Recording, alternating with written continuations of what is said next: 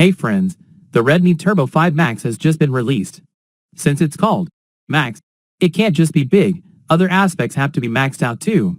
This phone has several upgrades you should know. It's quite unexpected. Let's unbox it and take a look at the accessories. It's still that familiar phone case. Now let's look at the phone itself. This orange color is really nice. It's quite dazzling under light. It comes with a 100W charger. First, regarding the design, while it continues the Turbo family design, it's a little different. Let's look at the color. The color I have is called Sunshine Orange. You know what? Orange really does have a certain feel on a phone. It's made of frosted fiberglass material for the back cover, and the metal frame feels very comfortable. The back has a high degree of integration. It's dazzling under sunlight, like a piece of metal. But the camera latch is actually the metal part. It retains the family design, but the front is a little different this time. Take a look. The bezels are exceptionally narrow, resulting in an excellent visual effect. The top and sides. Below, it's only 1.78 millimeters. Although it's not truly equal on all four sides, 0.2 millimeters is barely noticeable.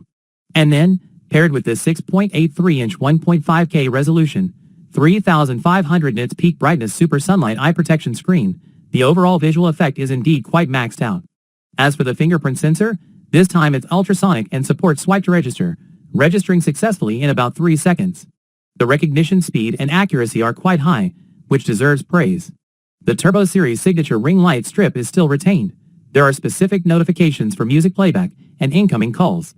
This time, new game and camera notifications have been added. Games like Honor of Kings and Peacekeeper Elite have specific lighting effects in the Delta Force, making it a practical and fun feature. Speaking of games, this is the first time it's equipped with a flagship Dimensity 9500S processor. I believe everyone has seen its performance tests, and it certainly lives up to expectations. After all, Redmi's tuning of the Tingy is quite skillful. My own benchmark score reached 3.22 million points, achieved in a room with a temperature of 24 degrees Celsius. You can refer to that score. Regarding gaming performance, I also tested it. Honor of Kings achieved an average frame rate of 120 frames per second with a power consumption of 3.29 W and a maximum temperature of 39.2 degrees Celsius. PUBG Mobile achieved an average frame rate of 119.2 frames per second with a power consumption of 3.91 W and a maximum temperature of 36.5 degrees Celsius. And even in demanding games, like Genshin Impact, it maintained a stable 60 frames per second with a power consumption of 3.89 W and a maximum temperature of 41.3 degrees Celsius. For a phone in this price range, its performance is excellent, and the large screen makes gaming very comfortable. Another point is its battery life. While maintaining almost no change in weight, size, or feel, it also boasts impressive performance. They even gave me a super large Xiaomi Jinshajian battery with a capacity of 9,000 mAh. I also saw that Redmi did a live stream comparing several phones with large batteries. After a full day of heavy use, Redmi still came out on top. I tested it myself, playing games, watching videos, replying to messages, and making video calls non-stop for 10 hours, and still had 40% battery left. That's really impressive battery life.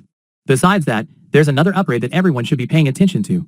Since the previous generation, Redmi has been improving the camera on the Turbo series. This time, the Turbo 5 Max is the first to use the Light Hunter 600 main camera with a 12.51V high dynamic range. Although it can't compare to flagship phones, for a phone in this price range, it completely sheds its "just for scanning QR codes" label.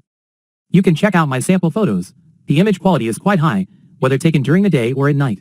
Oh, and there's another fun and practical feature called Half Sleep Sakura, which allows you to set a 0.5 level volume control. This means you won't disturb others at night when it's quiet and you're not wearing headphones. It offers precise volume control. What do you all think of the overall performance of the Redmi Turbo 5 Max? I think it's very competitive in the 2.5K price range. Now you probably know its price. What do you think? Feel free to leave your opinion. If you have any other questions, please feel free to leave a message. Bye!